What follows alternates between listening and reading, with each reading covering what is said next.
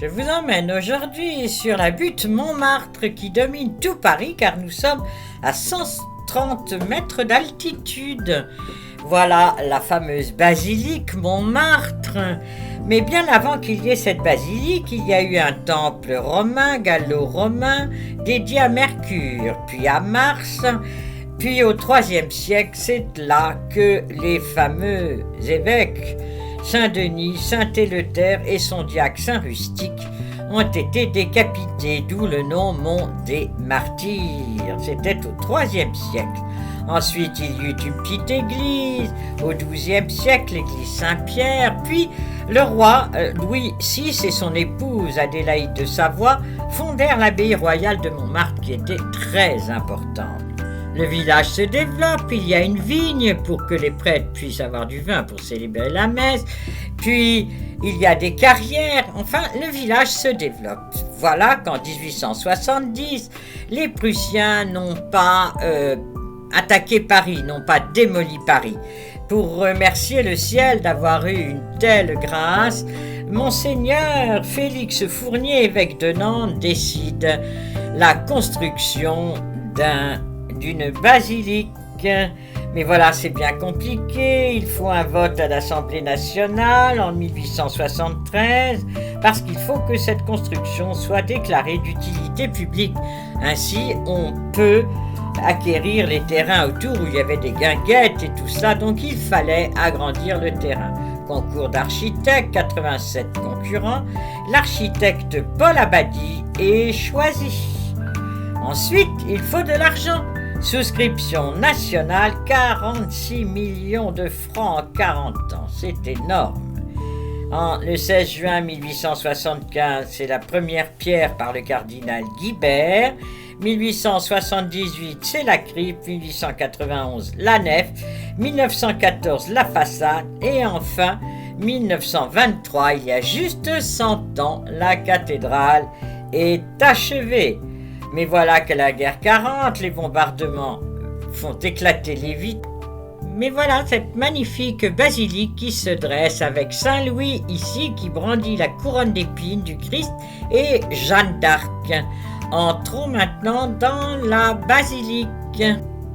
C'est le style néo-byzantin que Abadie a choisi avec cette énorme coupole, le plan en croix grecque, c'est-à-dire les quatre côtés égaux de la croix.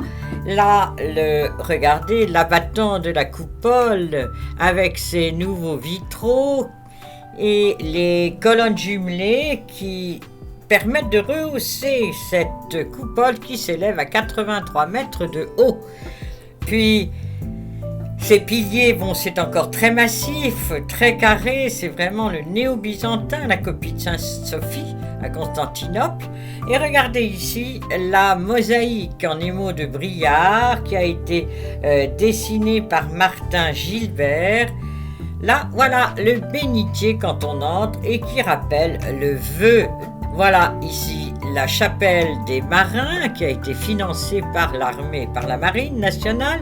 Le Christ qui nomme Saint-Pierre comme apôtre.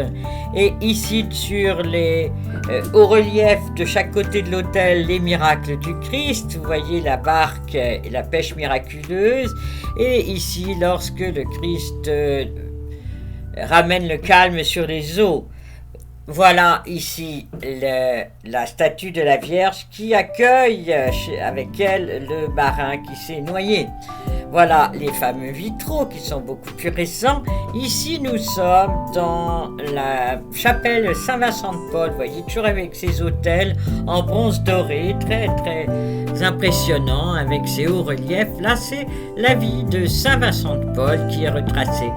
De même pour les mosaïques. Voilà, ici, c'est Saint-Vincent de Paul qui accueille Louise de Marillac et qui crée les Petites Sœurs des Pauvres.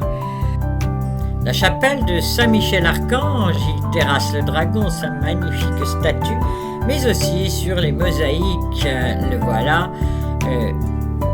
cette œuvre réalisée par René Martin.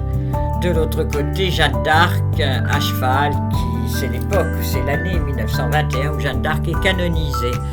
Voilà la chapelle Saint-Louis avec sur les vitraux la vie de Saint-Louis.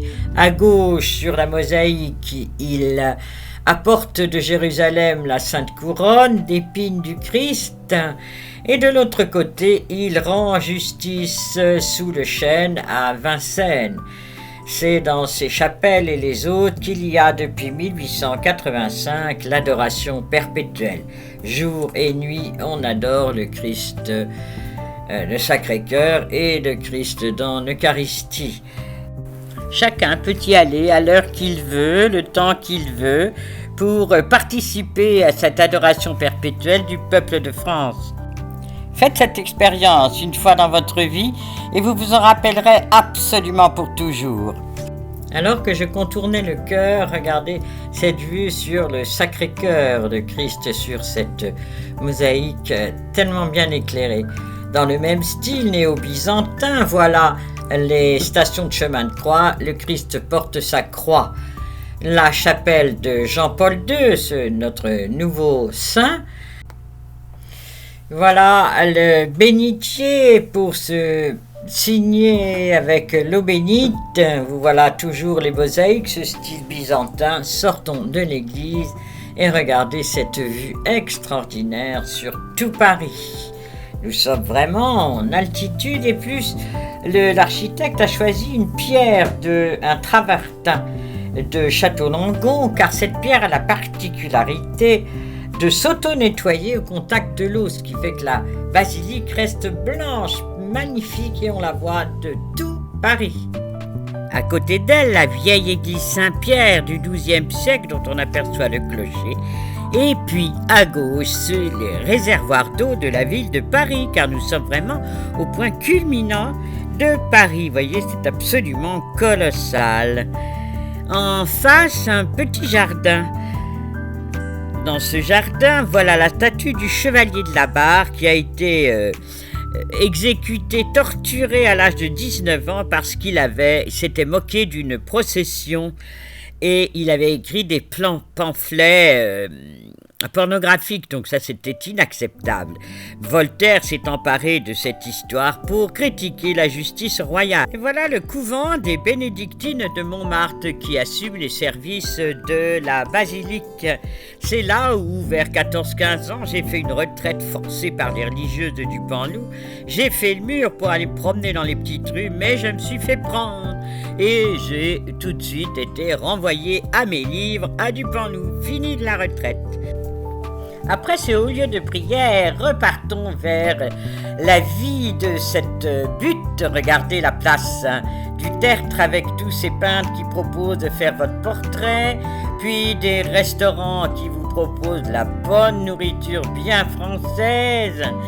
Et là, le consulat, voyez, un café avec la bonne franquette à côté et la magnifique vieille enseigne.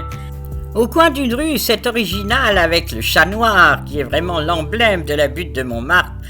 Il chante aux Champs-Élysées, écoutez-le.